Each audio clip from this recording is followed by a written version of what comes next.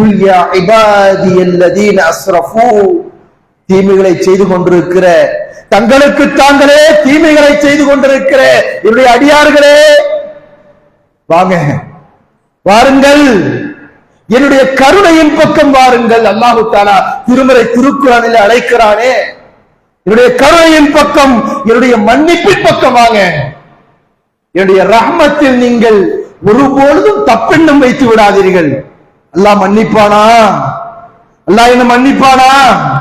மதுபானம் இல்லாமல் என்னுடைய நாட்கள் கழிந்ததில்லையே, என்னையும் அல்லாஹ் மன்னிப்பானா?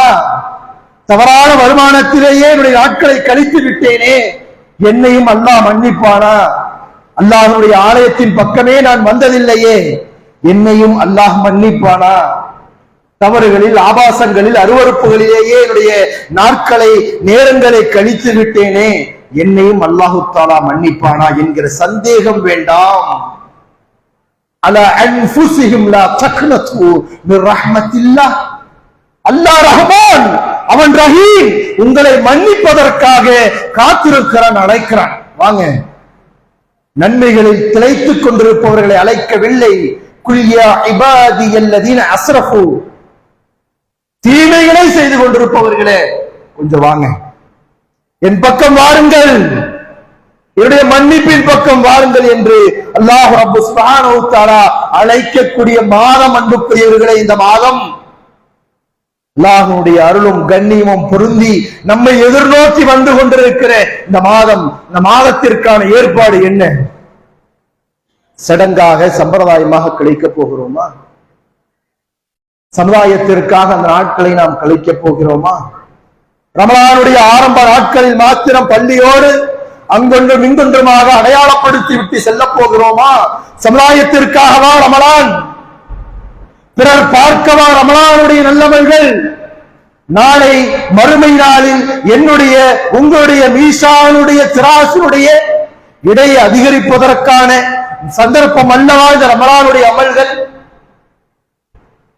இதை நாம் இழந்து விட்டோம் என்று சொன்னால் நம்மை போல் கை செய்தப்பட்டவர்கள் யாருமே இருக்க முடியாது. அன்புக்குரியவர்களே, அப்படித்தான் சஹாபாக்கள் இந்த மாதத்தை பார்த்தார்கள், போட்டி ஓட்டுக் கொண்டு அமல் செய்தார்கள்.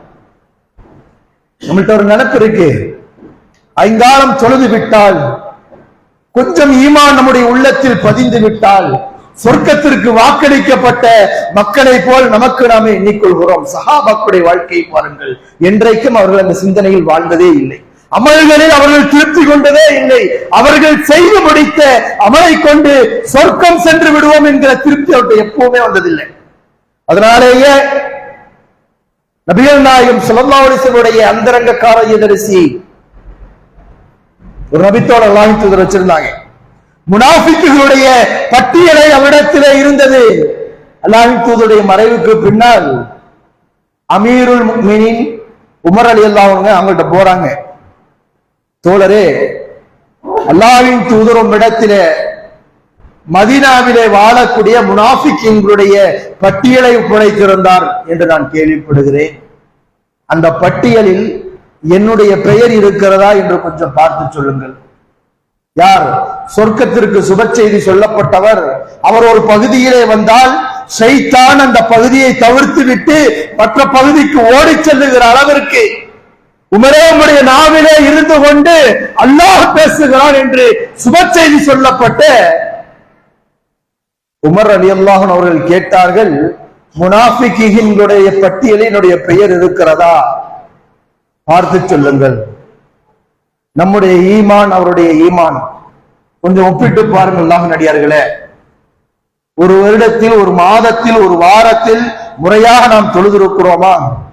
ஒரு நாள் கூட சுபஹுடைய தொழுகையை தவறவிடாமல் சரியாக இமாம் ஜமாத்தோடு நம்மால் தொழ முடிந்திருக்கிறதா? மரண தருவாயிலே படுத்திருக்கிற, உயிருக்கு போராடி கொண்டிருக்கிற நேரத்திலும் கூட சுபஹுடைய தொழுகையை நான் இன்னும் தொழவில்லை என்று கவலைப்பட்டவர் உமர் ரலியல்லாஹு அன்ஹு அவர்கள். அவர் கேட்கிறார், முனாஃபிக்கீன்களுடைய பட்டியலில் என்னுடைய பெயர் இருக்கிறதா? அவர்கள் திருப்தி கொண்டதே இல்லை. நம்முடைய அமல்களில் தொய்வு ஏற்படுவதற்கான அடிப்படை காரணம், அங்கொன்றும் இங்கொன்றுமாக நாம் சிறிது அமல்களை செய்து முடித்தால் நாம் நினைத்துக் கொள்கிறோம் சொர்க்கத்திற்கு வாக்களிக்கப்பட்டவர்கள் என்று நாம் நினைத்துக் கொண்டிருக்கிறோம். அன்புக்குரியவர்களே,